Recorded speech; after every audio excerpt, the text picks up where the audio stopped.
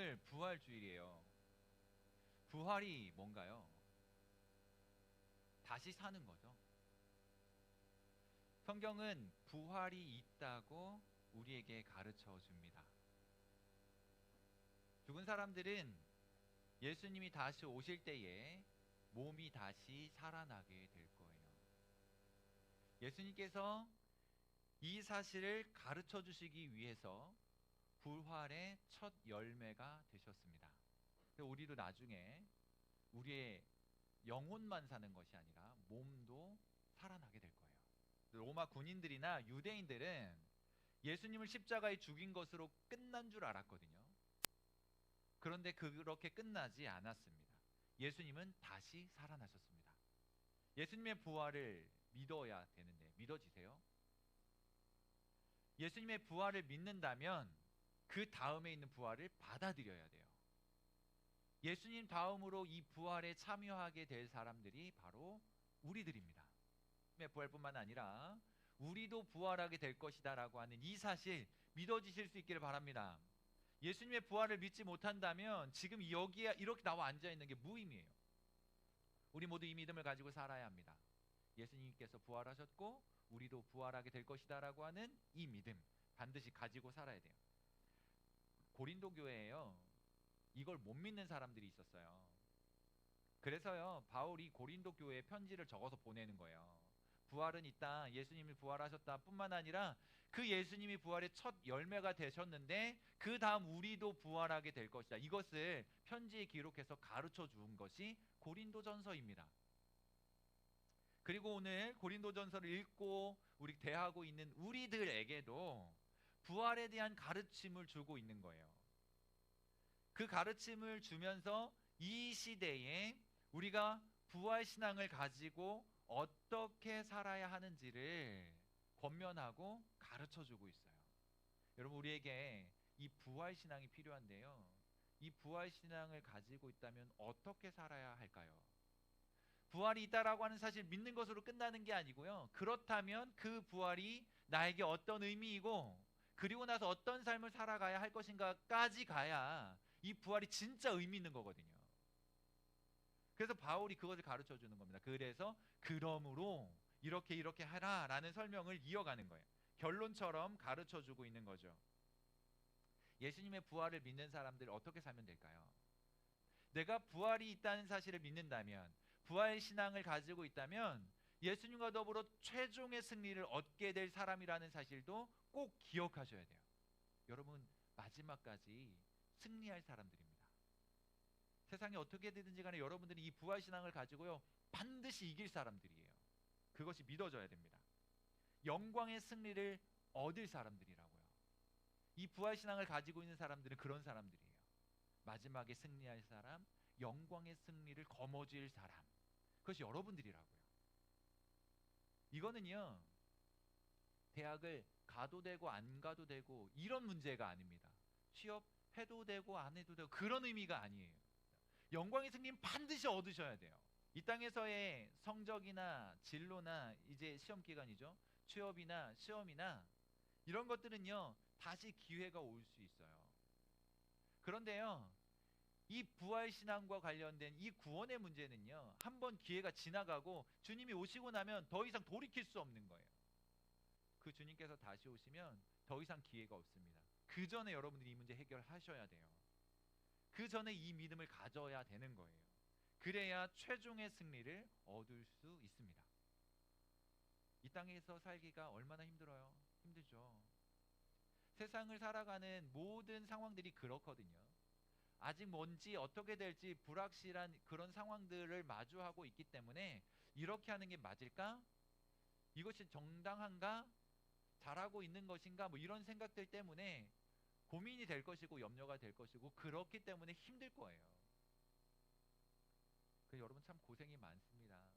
또 시험 기간인데다가 더 집중해야 되고 힘들죠. 힘을 내십시오.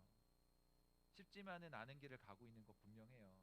그러니까 함께 하나님 나라의 백성이고 주님의 자녀로서 격려하고 또 응원하고 기도해주고 그렇게 함께 힘을 합쳐서 갈 수 있었으면 좋겠어요.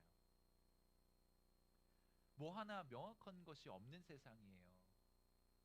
어떻게 될는지, 어떻게 해야 될지 도무지 알 수가 없습니다. 꿈을 꾸기는 하는데요, 이게 맞는 것인지 잘 모르겠는 거예요.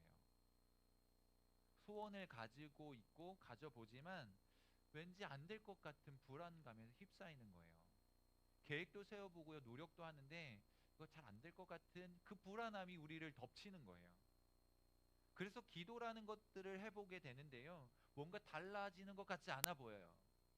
기도를 하기는 하지만 그냥 똑같은 것처럼 보여요. 아니, 기도하는데 왜 안 달라질까? 기도하는데 왜 더 나아지는 것 같지 않을까? 이런 생각 때문에 더 힘들 수도 있어요. 그러면서도 계속 이렇게 해야 되나? 뭐 달라지는 것도 없고 보이는 것도 없는 것처럼 여겨지는데, 그런데도 계속 이렇게 해야 되나? 믿음을 가지고 가야 되나? 교회를 다녀야 되나? 내가 계속 이렇게 하는 것이 맞는가? 하는 그런 의구심마저 들 때도 있을 거예요. 그러니까 힘든 거예요. 교회 안 나왔다면, 이 믿음이라고 하는 것 안에 들어오지 않았다면 고민하지 않아도 될 일들이 얼마나 많은 고민들이 있는지 몰라요. 어떤 면에서는요, 교회 안 다니는 사람들은 그냥 편하게 지내는 것 같아요. 이런 고민은 적어도 안 한다고 생각을 하고, 나도 그렇게 살았으면 좋겠다라고 막연한 동경을 가질 수도 있어요. 부럽다라는 생각을 가질지도 모릅니다.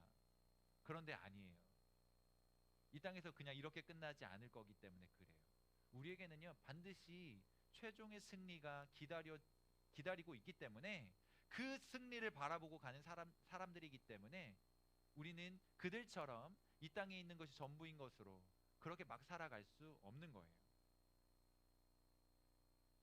그런 사람들은 그냥 즐기며 사는 것처럼 보이고 그것이 부러운 것처럼 보일 수 있을지 모르지만, 우리는 그렇게 살 수 없습니다. 부활신앙과 관련 없이 이 세상에서 잘 먹고 살면 그만이라고 하는 성공주의 가치관을 따라 살 수가 없어요. 이 땅에서 그냥 잘 먹고 잘 살면 된다는 생각만으로는 살 수가 없다고요. 우리는 이 땅 이후에 영원한 나라와 영생의 복락을 소망하며 사는 사람들이거든요. 그렇게 부활신앙을 가지고 사는 사람들이란 말이죠. 그래서 이 땅에서 성공하면 된다라고 하는, 이 땅에서 쾌락을 따라 살면 된다고 하는 성공주의의 가치관을 우리는 배격합니다. 지금 이 땅에서 조금 고생스럽고 고달파도 영원한 것이 진짜라고 하는 것들을 믿음을 가지고 붙잡고 가는 거예요. 여러분 꼭 그렇게 살아가실 수 있기를 바라요. 이 땅의 100년을 그냥 잘 살아보겠다고 영원한 것들을 포기해서는 안 됩니다. 그런 것들에 속으면 안 돼요. 그리고 간절히 바랍니다. 정말 처절한 울부짖음으로 좀 들으셨으면 좋겠어요. 이 믿음이 우리의 소망이고요, 유일한 출구라는 거예요. 이것 아니고는요, 달리 답이 없는 거예요. 그러니 믿어지지 않는다면 여러분들이 정말 간절하게 믿어지게 해달라고 매달리셔야 돼요. 내가 이거 안 믿어지면 그냥 끝날 것처럼, 이게 안 믿어지면 정말 소망이 없는 것처럼 생각을 하시고, 믿어지게 해달라고 간절하게 매달리셔야 돼요. 제발 좀 믿어지게 해달라고. 믿고 싶은데 안 믿어지니까 내가 이렇게 살아가는 것 같아요. 주님, 믿어지게 해주세요. 하나님 살아계시다면 믿어지게 해주세요. 정말 처절하게 울부짖어야 돼요. 그래야 영원에 대한 소망이 생깁니다. 부활은 다시 사는 거라고 말씀드렸죠. 인간은 원래요, 불멸의 존재예요. 멸망하지 않습니다. 그런 존재로 창조되었어요. 하지만 죄가 들어왔죠. 그래서 타락했어요. 그리고는 죽음이 들어왔거든요. 그리고 죄에 끌려다니면서 그렇게 막 살아가요. 그런데 이렇게 사는 것은 하나님이 원하시는 삶이 아니었어요. 그래서 하나님은요, 심판을 하십니다. 내가 원하는 삶을 살지 않는구나, 내가 심판하겠어. 내 약속을 어겼구나, 내 말을 듣지 않았구나, 심판하겠어. 그래서 죽음이라고 하는 형벌을 내리셨어요. 하지만 하나님께서 그 죽음을 잠깐 동안 정지시켜 놓은 겁니다. 그래서 우리가 당연히 심판받아 죽어야 되는데요, 하나님께서 지금 당장 죽이지 않고 살려놓으신 거예요. 그러니까 여러분들이 공부도 하고요, 친구도 만나고요, 놀러 가기도 하고요, 사진도 찍고요, 그렇게 하는 거예요. 나중에 연애도 하고요, 결혼도 하고 아이도 낳고 그렇게 살아가요. 하나님께서 정해준 그 시간 동안 여러분들이 살아갑니다. 그러나 인간은 반드시 한 번은 죽습니다. 언제일지는 모르지만 잠깐 그 죽음을 뒤로 좀 연기시켜 놓은 것 뿐이지 죽음이 사라진 게 아니에요. 언젠가 한 번은 반드시 죽어요. 그런데요, 불신자가 죽으면 사라져 버리는 게 아니고요, 영벌을 받을 만한 적당한 몸으로 부활하여서 고통과 고난을 당하고 영원히 죽지 않는 거예요. 그게 영혼의 불멸이에요. 신자, 믿는 사람들은요, 천국에 들어가서 영원히 기뻐하고 즐거울 수 있는 그 몸에 적당한 것으로, 그 몸으로 부활하여서 주님과 함께 천국에서 영원히 사는 거예요. 그러니까 예수 믿는다고 해서 그들만 부활하고 예수 안 믿는다고 사라져 버리는 게 아니고요. 만약에 그렇다고 한다면 굳이 예수 믿을 이유가 뭐가 있어요? 그냥 이 땅에서 즐기다 죽으면 끝나는데. 그게 아니고요, 영혼은 영원히 살 수밖에 없습니다. 단 두 가지예요. 영원히 살면서 고통당하는 지옥에 갈 것이냐, 영원히 살면서 주님과 함께 즐거운 천국에서 살 거냐, 두 가지밖에는 없습니다. 여러분 어느 곳에 가고 싶으세요? 물어보나 마나죠. 그러니까 이 기회가 있을 때 믿음을 붙들지 않으면 영벌에 들어가서 영원히 고통당하는 지옥에서 처절하게 고통을 당하게 될 거예요. 성경이 우리에게 가르쳐 주시는 진리입니다. 그렇기 때문에 여러분들이 믿음을 붙들고 영원한 천국에서 살도록 지금 이 부활신앙을 다시 한번 분명하게 하자는 이야기예요. 믿음이 없는 사람은 음부로 가고 믿음이 있는 사람은 낙원에 가는 거예요. 이것이 성경이 우리에게 가르쳐 주는 겁니다. 최후 심판이 있을 때에는요, 우리 모두가 부활할 거예요. 몸이 부활한다는 얘기예요. 어떤 식으로요? 잘 모르겠어요. 목사님 경험이 없으니까. 주님 오시면 알게 될 거예요. 그러나 적어도 지금 이런 몸은 아니겠죠. 예수님께서 부활하신 다음에 문도 뚫고 지나가셨으니까 그런 어떤 신비로운 몸일 것 같아요. 이런 시간과 이런 공간에 제약받지 않는 천국에 합당한 그런 몸으로 부활할 거라고 믿어져요. 우리 그날 그렇게 부활하는 날, 아 이런 거였구나 같이 기뻐할 수 있었으면 좋겠어요. 그때 설교할 때는 정확하게 설명 못해서 조금 답답했는데 목사님 이제 확실히 알겠어요. 이런 거였네요. 맞아, 목사님도 좀 답답했는데 이제 확실히 알겠어. 그렇게 함께 기뻐하며 말할 수 있는 날을 같이 볼 수 있었으면 좋겠어요. 성경이 그것을 우리에게 가르쳐 줍니다. 그날에는 확실하게 알게 될 거예요. 부활신앙이라고 하는 것은요, 그날이 있다고 하는 사실을 받아들이는 믿음이에요. 그냥 이 땅에서 끝나는 것이 아니라 그날은 온다, 그렇게 부활은 있다라고 하는 것들을 받아들이는 신앙이 부활신앙이에요. 여러분들이 이 부활신앙을 가지셨으면 좋겠습니다. 우리가 이것을 믿는 것은요, 예수님이 부활의 첫 열매가 되셨기 때문에, 그리고 우리도 그 다음으로 부활하게 될 것이라고 하는 그 믿음을 가져야 된다는 거죠. 그래서 불신자의 죽음은 심판이지만 목사님과 여러분들처럼 믿는 자의 죽음은요, 심판이 아니라 은혜일 수 있는 거예요. 이 땅에서의 모든 고난과 고통을 끝내고 영생으로 들어가는 그 관문이 될 테니까, 이 땅에서의 인간적인 만남은 끝이 나고 헤어짐은 아쉬울지 모르지만 영원히 즐거운 그곳에 들어간다라고 하는 측면에서는 죽음도 은혜로 받아들일 수 있는 겁니다. 이것이 부활신앙이에요. 우리가 지금 이곳에서 고난을 당해도요, 인내하고 그렇게 살아가는 이유가 여기에 있는 거예요. 괴로워도 낙심하지 않을 이유가 이 바로 부활신앙에 있는 겁니다. 억울해서 미칠 것 같아도요, 견디는 이유가 이 부활신앙에 있는 거예요. 그러니까 참아, 조금이면 조금만 버티면 돼, 괜찮으니까 참아, 그냥 이런 이야기 하려는 게 아니고요, 그냥 그렇게 끝나는 것이 아니라 하나님께서 반드시 그렇게 최후 승리를 얻게 하실 거니까 그 믿음을 가지고 견디자는 거예요. 그냥 생으로 악악거리면서 버티자는 이야기가 아니라 그것이 소망되기 때문에, 예수님으로 인하여 살 수 있다라고 하는 그 소망 때문에, 그 믿음 때문에 견딜 수 있었으면 좋겠어요. 이대로 끝나지 않을 거예요. 여러분들의 인생이 이대로 그냥 마침표를 찍지 않을 겁니다. 반드시 하나님께서 여러분들을 소망 중에 살게 하실 거예요. 반드시 승리하게 하실 것입니다. 영원한 승리, 최종의 승리 얻게 하실 테니까 그때까지 이 믿음을 지켰으면 좋겠어요. 그렇기 때문에 우리 이제 믿음으로 살아가자고요. 믿음 가지고 살자는 말이에요. 그리고 믿으면서 살자는 이야기예요.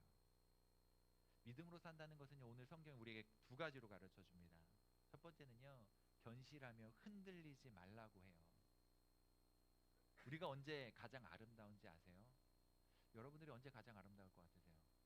이런 이야기 아닙니다. 여러분들이 언제 가장 아름다운지 아세요? 여러분들이 있어야 할 자리에 있을 때 가장 아름다워요. 여러분들이 잘 이해 못할지 모르겠는데요, 어른들, 엄마들 혹은 어른들 이런 이야기 할 거예요. 너희들은 화장 안 해도 예뻐. 그냥 그것으로 예뻐. 이렇게 이야기하는 거 잘 이해 안 되죠?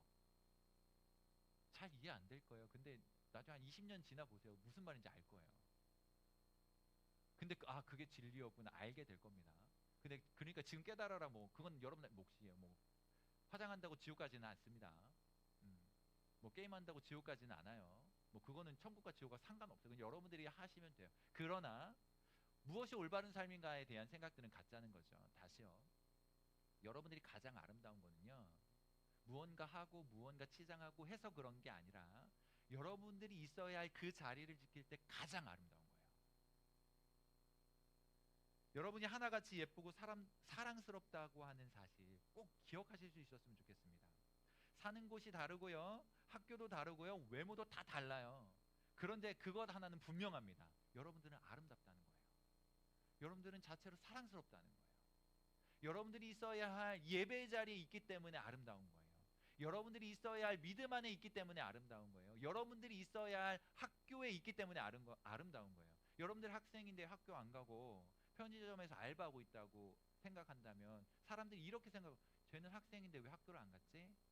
당연히 그렇게 생각하겠죠. 그럼 뭔가 좀 이상한 거예요. 여러분들이 있어야 할 자리를 지키는 게 가장 아름다워요. 학생이기 때문에 학교에 있고요, 책상 앞에 앉아있는 게 가장 아름답습니다. 학생임에도 불구하고 돈 벌러 가겠다고 막노동의 현장에서 그러고 있는 건 아름다운 게 아니에요. 뭔가 안쓰러운 거죠. 안타까운 거예요. 여러분들이 기독 청소년으로 그리스도 예수 안에 있을 때 가장 아름답습니다.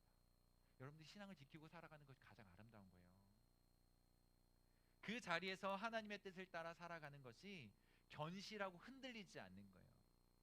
견실하고 흔들리지 않는 건 내가 공부하는데 이 믿음을 가지고 흔들리지 않고 공부 열심히 하는 거, 그것이 여러분들이 가장 아름답게 보여지는 자리입니다. 그것이 가장 예쁜 거예요.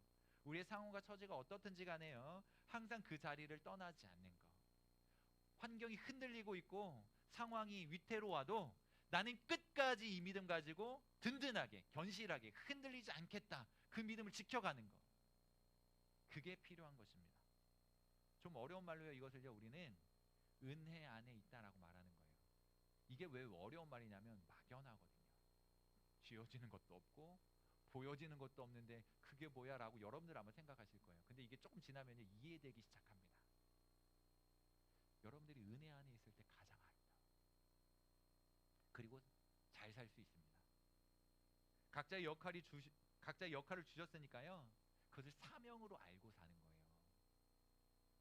세상의 바람을 맞아도요 쉽게 흔들리지 않는 은혜의 사람, 사명의 사람으로 살아주시기를 바랍니다.